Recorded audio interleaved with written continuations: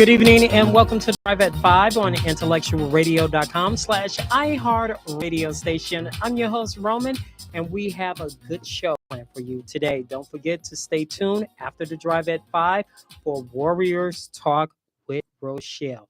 Tonight, my guest is running for Cook County Assessor.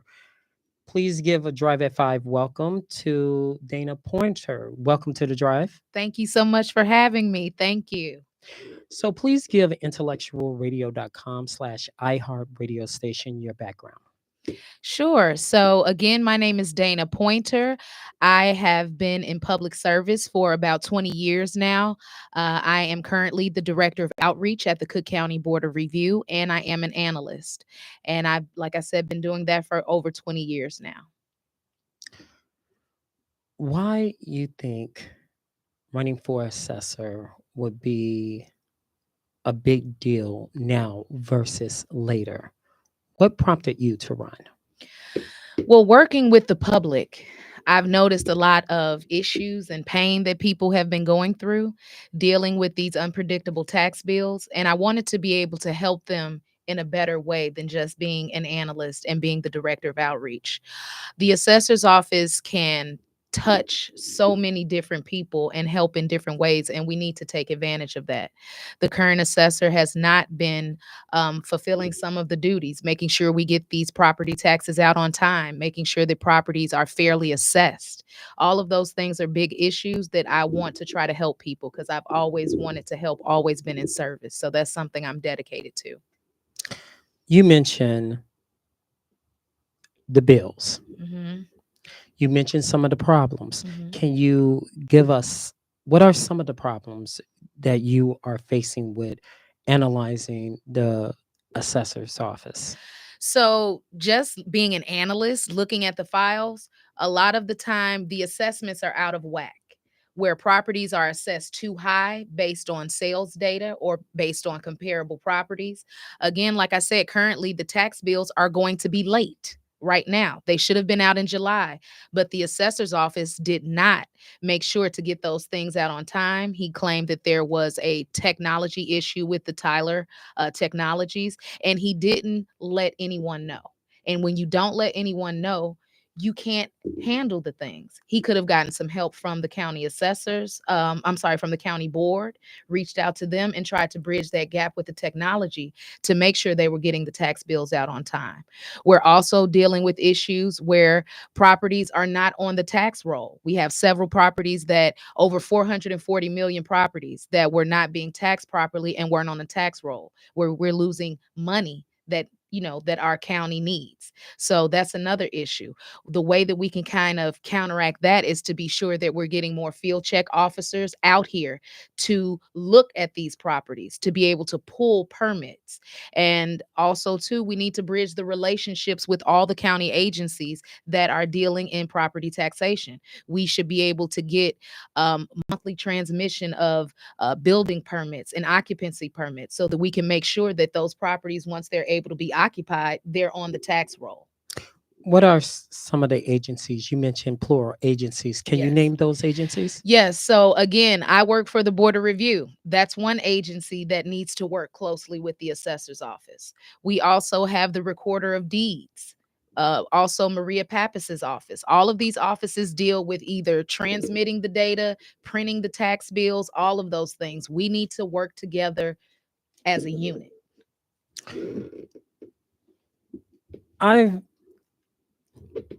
There are people, Mm-hmm.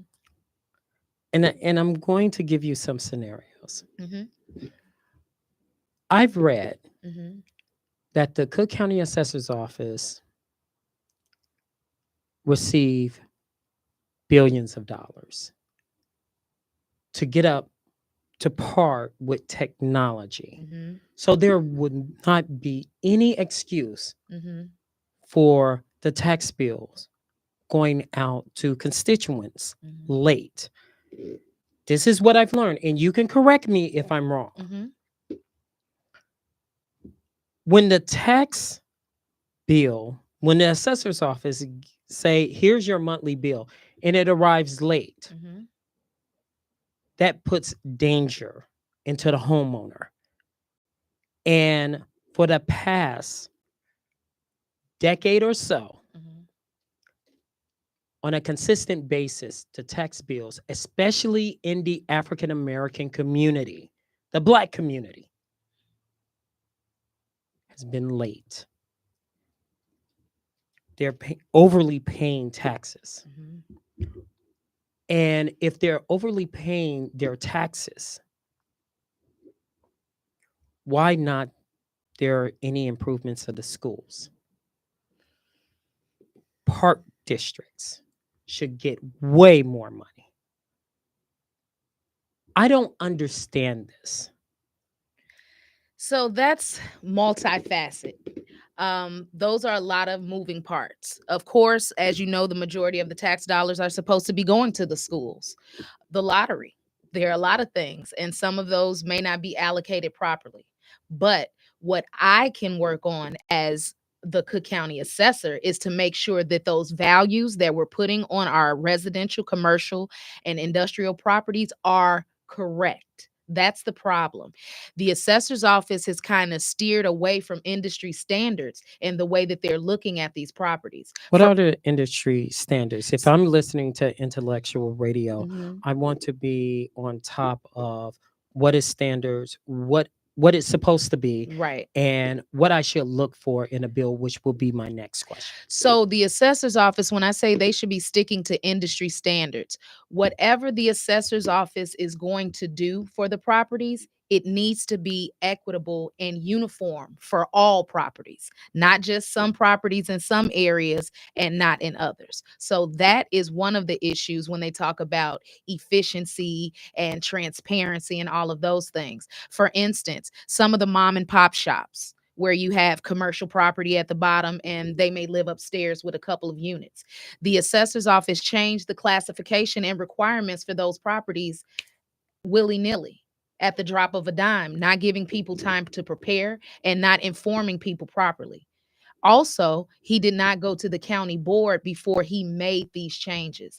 And had the assessor gone to the county board, it could have been a robust discussion with those Cook County members to let them know, hey, this is what's going on. What is the issue within your constituents in your area that we need to address or that needs to be changed? And see if this decision that he made was right for all.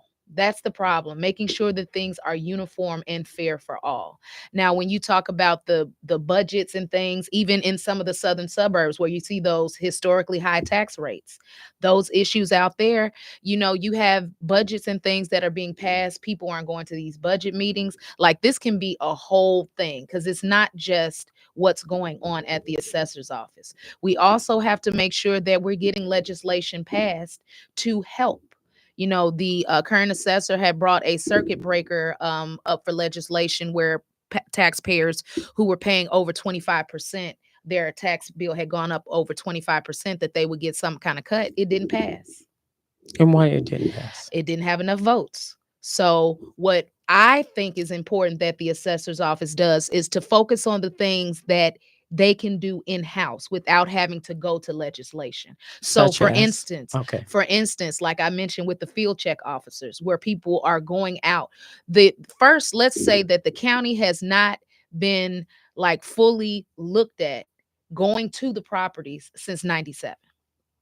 Okay. That needs That's to change. that's decades. Yes. So we need to get out there. And this is a big county with 1.9 million parcels of property. So it's not an easy task. Okay. But also, I want to empower the township assessors because those township assessors are in their community. They know what's going on, no outliers, no new construction. So if we empower the township assessors, they can then bring the stuff up to the county assessor and we can make changes that way. Like I say, it needs to be a collective work. It needs to stop being separate and making sure that everyone is working together. Why you think they're not working together? Let's put your Kegi hat on, for instance, and say that I've been trying. I've been, talking to the alderman, talking to the mayor, Mhm, downstate, as you mentioned, mhm, and it goes in one ear out the other. You're saying we need to work together. What if you're trying and you're going against a brick wall? Nobody's listening to you. You can do it on your own. Then that's what I'll have to do. You have to find fits and ways. From what I've seen a lot of the offices do want to work together because this is an issue for their constituents as well, for our parents, for our grandparents. People are suffering. So again, we have to work with what we have. And we have township assessors. We need to have more field check officers. We need to make sure that we're staying in accord with the standards so that if you're assessing all single family properties of this classification one way, then whether it's in Wheeling or whether it's in Linwood, they're going to be assessed properly. So that's one thing that you can do is get the assessment right. How can you said this is a brand new day when you're in office, Yes. brand new day. What would be the number one agenda that you would fix right away? Right away, one thing is to make sure the communication between the public and the assessor's office is fixed. One thing I hear often when going out into the community doing outreach is that they can never contact the assessor's office. They can never speak to anyone. They're never getting emails returned. So that's one thing I feel that can change day one. How can you do that? So what we need to do is if we need to have training for the employees on how to do and respond to taxpayers. It also needs to be in my office. When we get emails, we answer within 24 to 48 hours. You need to be able to answer the taxpayers within that time because they are dependent on us. You keep getting behind. What happens? You get penalties every month that your tax bill isn't paid. So we need Even if it's late. after you receive it, after you get that time period to pay, there will be a late fee attached. Yes. Even if it's not your fault, like they announced a couple of weeks ago, Mm-hmm. you said the tax bill right off. Mm-hmm. It won't arrive in in July. It will be August. It will be August. Mm-hmm. So you got to save up your pennies because you don't know what you're getting. Mm-hmm. And if you're saying, okay, it's the tax bill from last year, probably, Mm-hmm. and I'm just going to put that money to the side. And now, because you're assessing, you're going around and you're assessing. Mm-hmm. A lot of people forget that assessor part. Mm-hmm. And if, let's say, you have a major chain coming into the neighborhood, Mm-hmm. that can be an increase.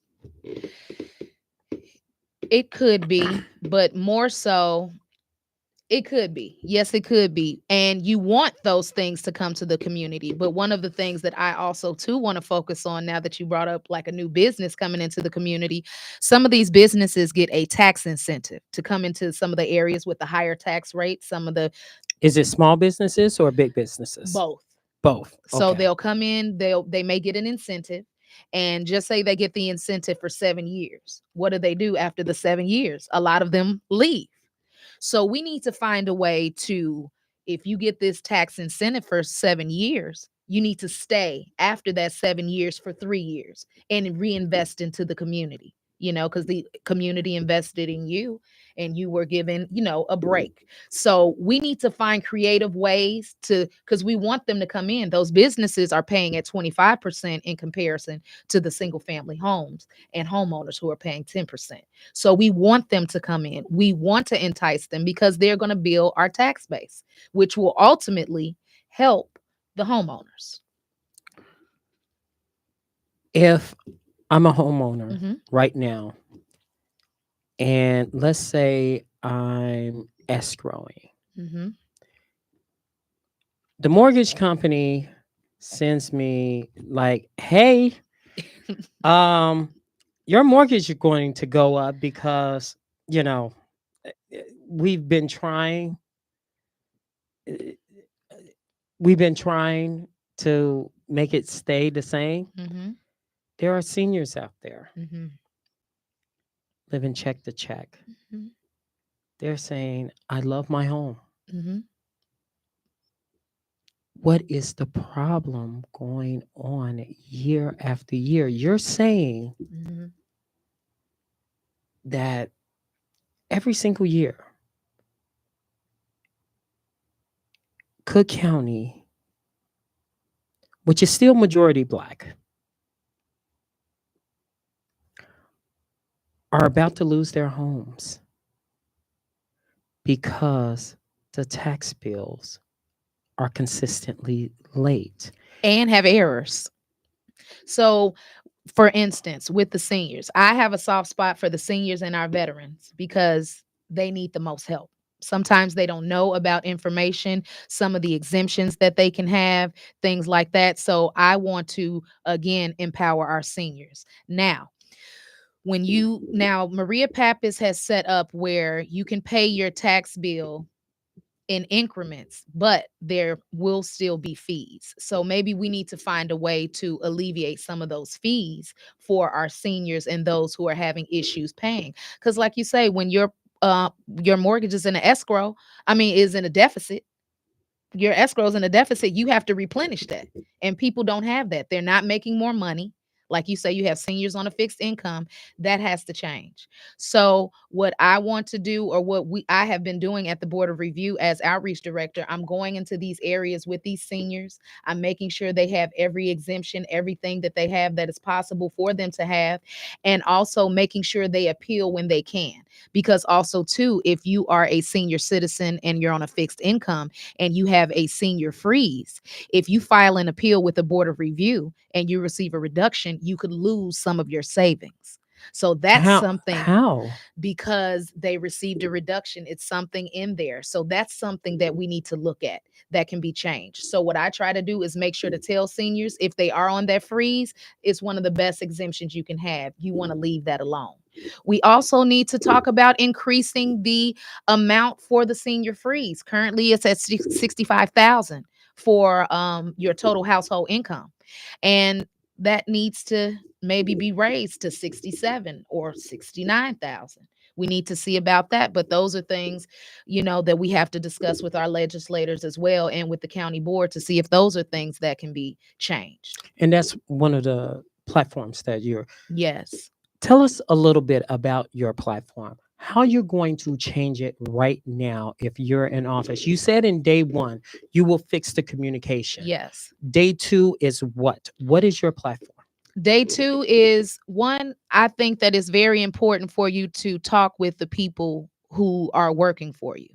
As an analyst, and not always being a leader, sometimes you may not some of the staff may not feel comfortable coming to leadership to tell them about issues with technology or issues with the valuation of properties. So I want to really get with the staff and see what shortcomings they think that can be changed, because again, I'm big with working together collectively to make those changes. So I want to do those things, and I also want to implement a texting service. One thing that I found out at the Board of Review, when I implemented the texting service, a lot of people in areas with lower income who do not have access to laptops and desktops, they do have a cell phone. Most people have a cell phone.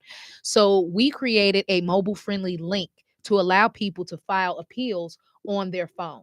I want to do that with exemptions as well as appeals.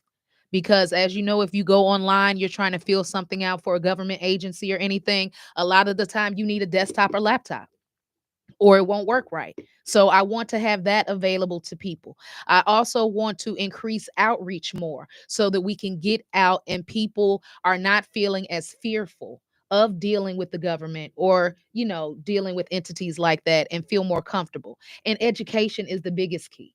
You can't go out into the community and, talk all lofty about all of this legalese or this and that. You need to meet people where they are, and you need to educate them on what they can do. One thing you can do is appeal every year. Some people don't even know that simple fact, that you can file an appeal on your property assessment every single year, not only with the assessor's office, but with the Board of Review. We need to let them know every option that they have to seek relief. If I file an appeal, Mm-hmm. you said mistakes are made. Mm-hmm. What are some of the common mistakes you have seen as an assessor? Well, as an analyst, Analyst, I'm yes, sorry. no problem. Well, As I'm an speaking it to an That's existence. right. We definitely want to speak that into existence. But some of the errors that I've seen is that just the property itself, the value was incorrect. I've seen instances over the past couple of years where the assessor's office has raised the value of the land with no justification. What is the justification? And There is none. I haven't seen any. So then we have to make adjustments at the board of review at our level to correct those issues. If, just say for instance, a property sold for $200,000 and the assessor's office has it assessed at 350,000. If this was an arm's length transaction, the property should be assessed at what they paid for it as long as it is a recent purchase. So just things like that. but they've been doing this all the time. And I'm sorry to interrupt. No, no. They've been doing this all the time, especially in black neighborhoods. You have, and I'm just going to call a spade a spade. You have Hispanics flipping property. You have Polish flipping property in predominantly African American neighborhoods. They go to a black real estate agency and make people pretend like they're black, and they sell it for 3, 4 to 5, close to $1 million in the Austin neighborhood. Mhm. And it ticks me off that we do not have any resources Mhm. to support that the house is worth $400,000 to $500,000 or more. Those are old park prices. Mhm. So why are these people who are flipping the property and actually getting the money Mhm. I are mean, getting away with this? what about How? the tax sales?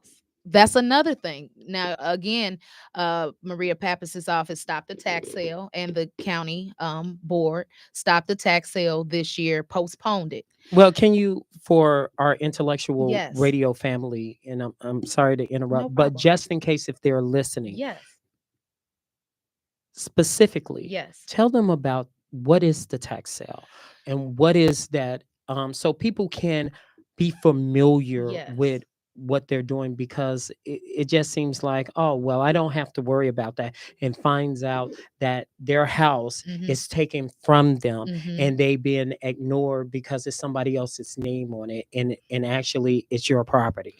Well, that's a whole nother thing as well. So if you are delinquent on your taxes for more than 2.5 years, it's a probability that your property can be sold for taxes.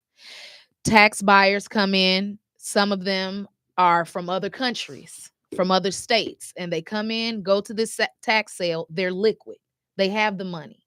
So, just say, for instance, Miss Jenkins living in Austin.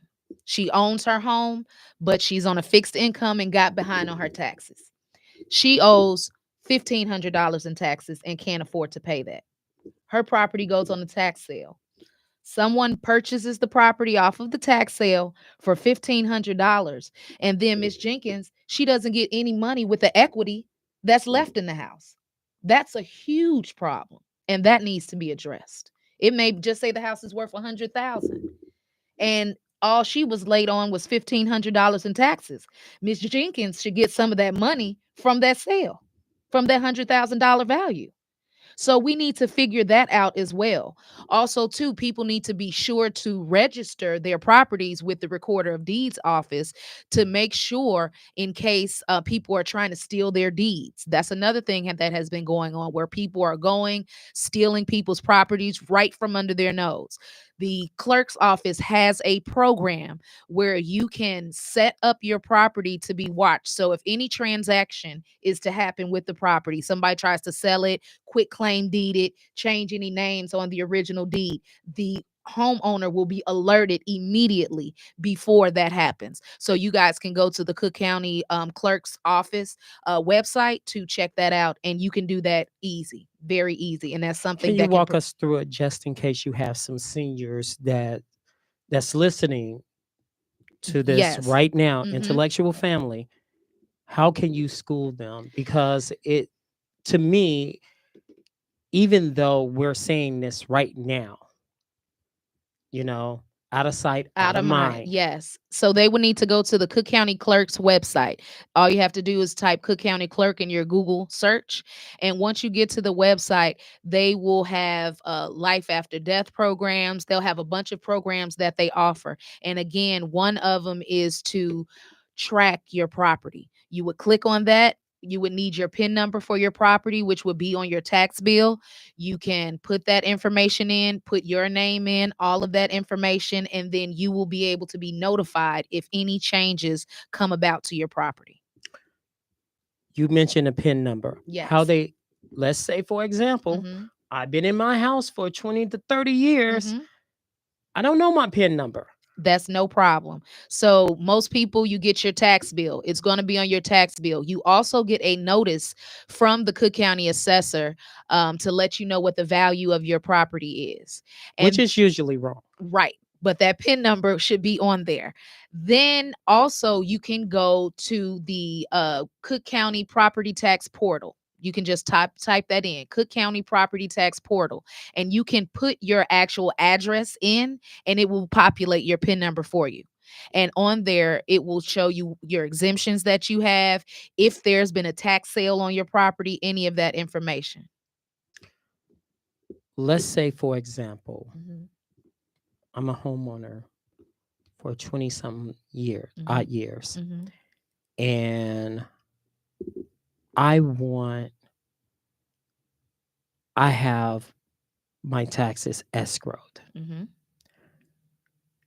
Can they still get my property if I escrow my taxes? Yes, if it's not paid, if your taxes aren't being paid. Yes. How? So you could either, your mortgage company could put you in foreclosure if it's in a deficit and the full amount isn't being paid every month. So that's what one way that it can happen. And then after, like I said, 2.5 to 3 years of not paying, if they're not sending that payment in, then you could be liable for that. So also too, the thing, like sometimes when people do an appeal with us, and whether at the board of review or at the assessor's office, sometimes you need to contact your mortgage company to let them know that you did an appeal. You'll send in your paperwork, especially if you got a reduction, and say, hey, to my mortgage company, here's my documentation. I did receive a reduction. Can you all recalculate my mortgage to see if it's gone down any? And you can do that every year. So I encourage people to do that, because sometimes you may file an appeal. Your mortgage company may not even know that you did and that you were successful. So those are things that I want to try to educate people on, to make sure that they're doing every single thing that they can, making sure that they have every single exemption that they can. People can have up to 4 exemptions on their primary residence at one time. Is it go by age, senior citizens? Let's say senior citizens, what exemption they can get right now? Senior citizens, one exemption is the homeowner's exemption. Everybody who owns property, as long as that's their primary residence, they can apply for a homeowner's exemption. Our seniors, if you are a senior and you're 65 years of age or older, you can apply for the senior citizens exemption. If you are a senior citizen and you're on a fixed income and your total household income is $65,000 or less, you can apply for the senior freeze. The senior freeze, you must apply for that every year because it is based on income. So that is one thing that you must do. And then if any of the seniors are disabled and have a disability, you can apply for the disability exemption too. So that would give a senior up to 4 exemptions that they could have on their property at one time. What if the senior is staying with, it's not their property, Mm-hmm. but they're staying with their son or their daughter, and the daughter is taking care of them, so forth and so on? What can that daughter or something? I'm taking care of mom. Mom needs to be on the deed. At this point right now, mom would have to be on the deed. And then at that time, the daughter or son could have the senior exemption on there, but the freeze would count their income as well. So that would be a total household income. That would include, just say the mother is getting a pension or social security. That would include that. And then if the daughter is working, what she's making, and if she's married, her husband, any income in the house is calculated together. So that may hurt as far as the senior freeze because the base is 65,000. So if they make 65,000 and $1, they're disqualified. Is and that's one of the reasons why you want to raise the bar a little bit. Yes, yes, yes, yes. Because in those instances, my mother's a senior. My mother, you know, we have family members who are ill. And sometimes, like you say, you have to take care of your family. And you should not be penalized because you have to take care of your family. So again, that's something I definitely want to work on, is raising that threshold for the senior freeze. Let's say I'm a veteran. Mm-hmm. What kind of exemption if I own a property Mm-hmm. and I'm listening to this interview, Mm-hmm. what kind of exemptions can I get? For our veterans, if you are a veteran and have a service related disability, you can apply for the disabled veterans exemption. What qualifies as a service Yes. related? So they will have a letter that they get from the VA the first of every year that tells what percentage the VA deems them disabled. So that could range from 10% to 100%. If you are deemed over 70% by the VA, you would pay no taxes on a property, your primary residence, that is worth $250,000 or less. So say, for instance, you're a disabled veteran, you're 100% disabled, and your house is worth $300,000. You would be paying taxes on $50,000 and not that $250, because that is exempt. What if Also, wait, one more Go for ahead. our returning veterans. If you are returning from active duty within the past year, they do have an exemption for returning veterans. let's say I'm taking care of a veteran? Mm-hmm. What kind of exemption if I'm a homeowner? So that veteran again needs to be on the deed. So if that veteran is living with you and you are caring for them and they are disabled, they're on the deed, you can take that exemption as well, as long, I mean, as in addition to a homeowner's exemption. So you could have that disabled veterans exemption and the homeowner's exemption on the property. Is there a requirement? Mm-hmm. You said they have to be on the deed. Yes. Is there they need to be on the deed a year or two, or they just have to be on the deed? So they have to be on the deed as of January 1st of the tax year. So just say today now, you decided you're going to add your family member to the deed. You won't be able to take advantage of that until January 1st of the next year. Period. Period. Okay. Let's say, for example, Mm-hmm. if I have my home, we Mhm. talk about snatching. Mm-hmm. You mentioned about the alert. Mm-hmm. You discussed it. How they can go to the website. Yes. Let's say, for example, Mm-hmm.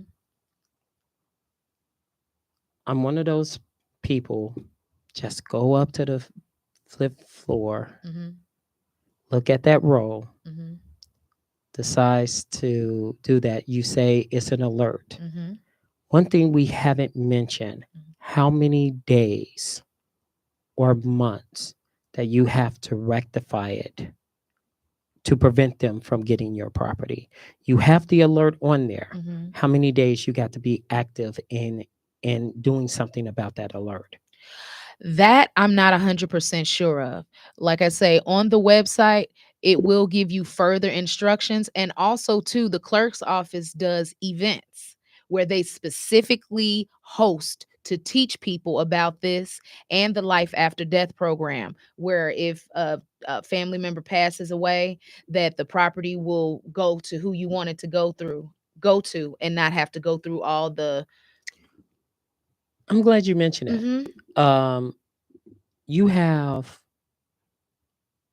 people who passed away, Mhm. and the will basically says, I want my grandson, I want my son Mhm. to have the property. Mhm. You have the estate plan, Mhm. the trust, Mhm. because you got the trust the people in order to do what you need to do, right? Right. And if they don't do it, you're basically, and I'm sorry, I know this is intellectual radio, sorry family, you're just ass out. Because if you're basically trusting them and they would be like, well, I kind of like this property for myself, Mhm. and that can happen. Mhm. What are your thoughts about will trust, and how does the county assessors look at that? And you mentioned that, but there are people out there that is currently going through, and they have to go through a probate court Mhm. in order to do it, and that takes years. Yes. So probate, I'm not an attorney, so I can't give legal advice on who to talk to in regards to wills, probates, and things like that. But I would encourage people to get a reputable attorney, someone that has experience in dealing in will and trust and things of that nature, because that's also something that is lacking in our communities too. Having a will and just deciding on final time of life, what to do. So again, I can't specifically give too much as far as wills and estates, but I do recommend that you talk to a reputable person. Also, too, they do have some free legal advice that they offer for those type of estate plannings and things. So I would definitely say to look out for those. I'm sure you, because I know you did the expungement recently, so I know you always try to have something good for the people. Well, I'm glad you mentioned that. We are doing an estate planning thing Good coming up plug. on July. Why am I confusing? Because sometimes we mix January with July, and it's Christmas in July. Right. So January 26th, we'll have an estate planning workshop Mhm. and to discuss that. And I will invite you to come, because there are some, when people perish, Mhm. there are sometimes unwanted business that Mhm. needs to be taken care of, Mhm. and it's usually the taxes. Mhm. How can a person say that person is deceased? I'm not paying for that, Yeah, but I still want the property. the taxes are going to have to be paid somehow. Of course, some people don't have anything to leave to pay for those taxes. Some people do. But at the end of the day, the taxes have to be paid. Or a lien, it could be a problem where they want to do a tax sale. So we have to figure out a in between. We have to figure out some ways to try to help people along when they're dealing in death and dealing in things that they haven't dealt with before.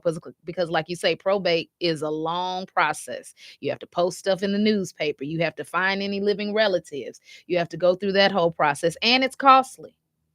And it can be costly. So that's a little bit difficult to kind of work through. How can the assessor's office Hmm. help someone deaf, but you owe $1,500 on your taxes? Hmm. It's hard to go up to someone that's grieving and say how this bill is going to get paid. Right. Well, You're a compassionate person. yes, you have to lead with compassion and understanding. Most of us have lost someone that we loved and cared about. So you have to lead with compassion. Um, Whatever we can do, if there's, like I say, if there's a way to get this person on the payment plan where they can break this down and pay on it, where it's not as much of the whole 1,500. What if they're not on the deed? So they need to get on the deed, and that's going to But be the if biggest thing. So with the life after death program that I was talking about through the clerk's office, you guys definitely want to look on there. They have a video to explain the whole process of the life after death. And you pretty much just say you have a house, you want to make sure that your daughter or son is on this property. They will be added to the deed after death. is that a long process? That is not a long process. Once the person passed, you have to, of course, have their death certificate, file that pertinent information so that that can be on record. I'm not sure how long the turnaround is, but I don't see it being more than some months to get that done. And the form to fill out on the clerk's website is not very difficult to fill out. so people can fill that out with ease. And then, like I say, they have programs that they go out across the county to educate people on this and can help you fill it out in house. So I would definitely say check the clerk's website and see when they have an upcoming event, and you guys can attend or watch the video because they do Zooms as well. How can you mentioned you're a people person. Yes. Your opponent is not. Hmm. Give us a contrast between you and your opponent and why people should consider you than your opponent. Well, again, like you said, I'm a people person. I don't shy away from people. I don't shy away from issues. One thing that the current assessor has done is not take responsibility for errors or missteps that they have made. That's a big issue. I will be responsible for any errors or issues that I make, and I will continue to work to correct those issues. I'm not just going to be all talk or deflecting or blaming some other department for something. I'm going to hit the things head on. And what I can change and make changes to, I will do those immediately. How can people get in contact with you and basically say, you know what, you make sense. I listened to this radio show Mhm. and I've learned something Mhm. and I want to learn more. How they can get a hold of you. Well, right now you can go to my website, which is www.dana4assessor.com. That is information in regards to what's coming up, some of my campaign things. And then also, too, I'm going to be out in the community. Outreach session is starting, which is totally separate from that. But I'm always out here educating. People will see me across the county. If you have questions, walk up to me, ask me a question. If you find me on Facebook, Dana Pointer for Assessor, if you have questions, send a question in and I will answer those things. And any concerns that you all may have. I am a open door. I want to have an open door policy, and I want to work collectively with the community, with the public officials, with the churches, with the business community as well. Because another thing, the assessor's office has continued to pit the businesses and homeowners against each other. That's a big problem. We need each other to collectively have a successful tax base and a good community. How you explain that to us because you saying the business and homeowners are pitting Yes, the the assessor's assessor. office has been pitting them, just saying, oh, the businesses are getting all of these tax breaks and things like that. But he's not addressing the fact that you raise those businesses by 50 to 75%. People also have to be realistic that, we're just kind of coming out of the pandemic. I mean, look at downtown Chicago, the Magnificent Mile. It's a lot of vacancies and a lot of businesses that have left our area. And where does that tax burden go on to once those businesses leave? Homeowners. It goes back onto the homeowners. So to pit the two against each other is counterproductive. We need the homeowners because the homeowners are going to go to the businesses, and we need the businesses to help our community. So we have to work together. It's all the separatist thing. We have enough of that going on. It has to stop, and we have to work together. So that is my goal, to work together to get things handled and for the assessor's office to be efficiently run and to stay with the industry standards to make sure that we're putting out the best values that and the most correct values that we can out here for people to pay their fair share and nothing more. And do you have a website? Yes, so my website again is www.dana4assessor.com. So you guys can check me out there. And thank you again. I appreciate having me here. No problem. Thank you. Um, don't be a stranger to intellectualradio.com. And that's going to do it for us on this Monday evening. Thanks to Wanda, our executive producer, Earl, behind the scenes. You guys have a wonderful week. Thank you.